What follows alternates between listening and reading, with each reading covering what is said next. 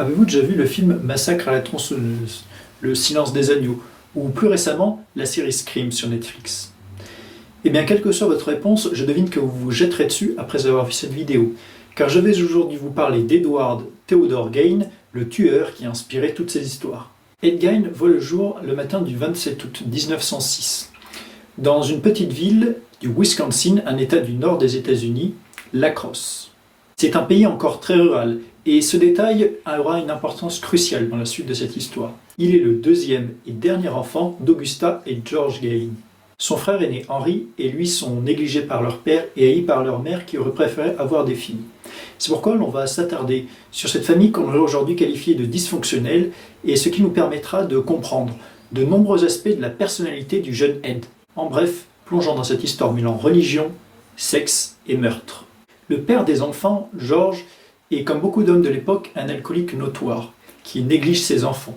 Il a cependant la réputation d'être un homme faible, que l'on ne respecte pas. La mère, en revanche, est une femme dominatrice et luthérienne, protestante, fanatique. Ses principes moraux sont très stricts et ses méthodes éducatives particulières, puisque chaque après-midi, elle réserve plusieurs heures pour lire le même livre à ses enfants, la Bible.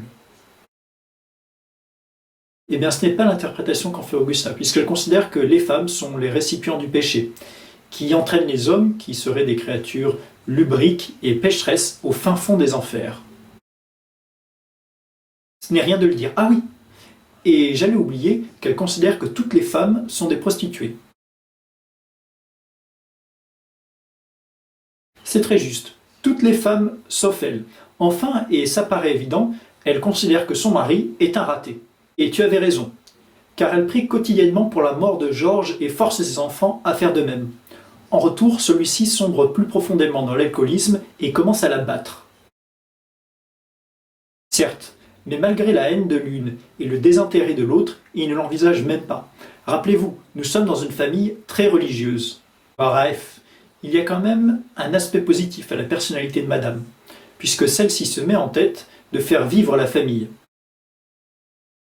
Toujours avec Augusta. Et cette idée est très particulière, puisqu'elle veut isoler ses enfants des corruptions du monde. Elle va y parvenir, puisqu'en 1914, elle achète une ferme sur une surface de 80 hectares, coupée du reste du village de Plainfield.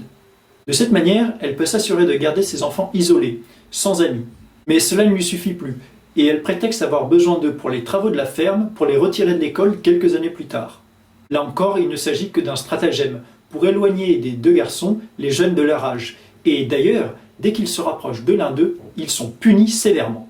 À cette occasion, Ed et Henry se révèlent être des travailleurs acharnés. Ils feront tour à tour du gardiennage, du jardinage et même de la garde d'enfants. C'est d'ailleurs avec ces enfants que Ed est le plus à l'aise, parce que cela lui permet de retrouver un contact qu'il n'avait jamais pu avoir étant enfant. Henry, lui, est beaucoup plus indépendant et mature. Il critique d'ailleurs régulièrement l'admiration malsaine que voue son frère à sa mère. Cela fut peut-être d'ailleurs sa dernière erreur. Le 16 mai 1944, quelques années après la mort du père, un feu éclate dans la ferme et ravage tout sur son passage malgré les efforts des deux hommes. Les pompiers et les forces de l'ordre sont obligés d'intervenir pour mettre fin au sinistre. Quelques heures plus tard, Ed fait remarquer que son frère a disparu et il emmène tout droit les enquêteurs sur l'endroit où sera retrouvé le corps sans vie du jeune homme. Celui-ci, étonnamment, ne porte aucune trace de brûlure, mais des traces de coups sur son visage et serait mort d'asphyxie selon le médecin légiste. Ed, pour autant, malgré les indices qui pointent vers lui, ne sera jamais inquiété parce qu'on se considère comme trop timide, trop timoré, trop attaché aux principes de sa mère pour commettre ce genre de crime. Ce sera peut-être la première erreur des policiers, car c'est là le premier contact de Ed avec la mort. 1 an et demi plus tard, c'est au tour de la mère de disparaître.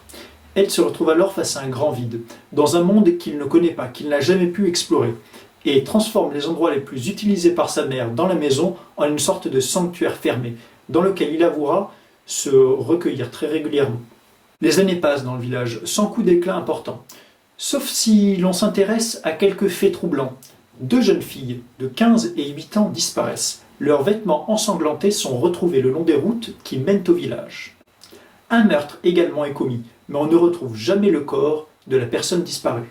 La nuit du 16 août 1957 est certainement une nuit que les habitants de Plainfield évoquent encore avec effroi cependant. Cette nuit-là, disparaît une méthodiste de 58 ans, Bernice Wander. Du sang est retrouvé sur le sol de sa quincaillerie. Beaucoup de sang. Le shérif se met alors à enquêter. Et rapidement, 2 témoins apportent des faits très troublants à son enquête.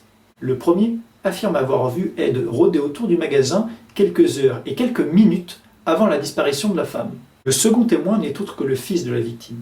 Il affirme que Ed avait fait des avances à Bernice que celle-ci a repoussées. Mais Ed ne semblait pas vouloir en rester là et semblait être prêt à se venger. Des agents sont envoyés à la recherche de Gaines dans un autre magasin où il avait ses habitudes. Il était alors en train de préparer ses affaires, peut-être pour une fuite, avec son cousin dans une camionnette. On lui demande de raconter sa journée, mais de multiples contradictions apparaissent dans son récit, jusqu'à ce qu'il dise que l'affaire Bernice n'est qu'un coup monté contre lui par le village. Les agents contactent alors le shérif, qui prend la décision de fouiller la maison du suspect. Nous sommes en pleine nuit, dans une ferme isolée, elle-même située dans un village isolé, terrifié par les récents événements. Ce que va y trouver le shérif est à glacer le sang. En poussant la porte, rien n'est anormal pour le détective. Il aperçoit simplement un cerf ensanglanté pendant aux poutres de la maison. Quoi de plus normal, pensait-il, le jour de l'ouverture de la chasse dans ce village très rural. Il est difficile de se déplacer dans cette maison délabrée, encombrée et où l'odeur est insupportable. Mais en s'approchant, la vision du cerf se transforme en femme.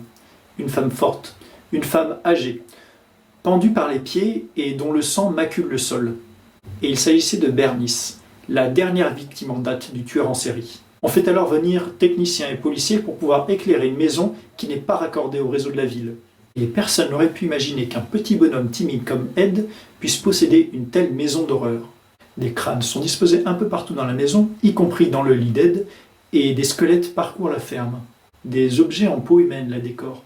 Un abat-jour, un fauteuil, et également 9 masques et costumes faits en peau de femme. Le corps de Warden est éventré. Son cœur et sa tête sont retrouvés dans un bocal en train de pourrir. Mais une autre tête, desséchée celle-ci, est retrouvée.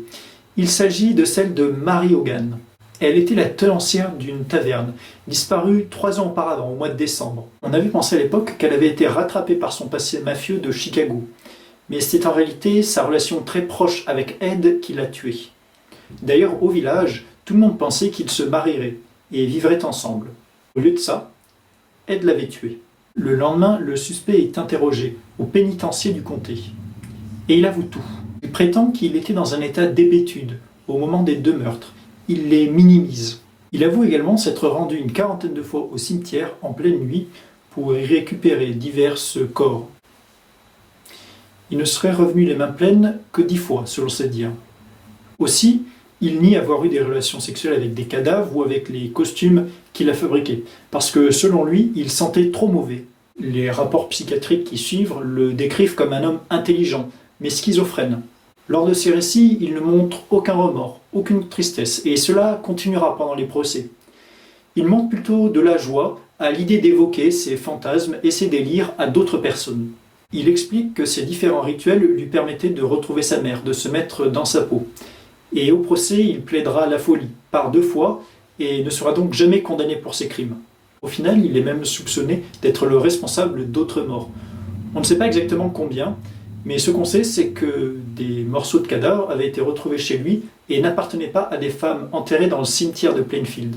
Pour conclure, ne pouvons-nous pas penser qu'Augusta, en voulant faire de son fils un saint isolé du monde, ne l'a pas transformé en Satan?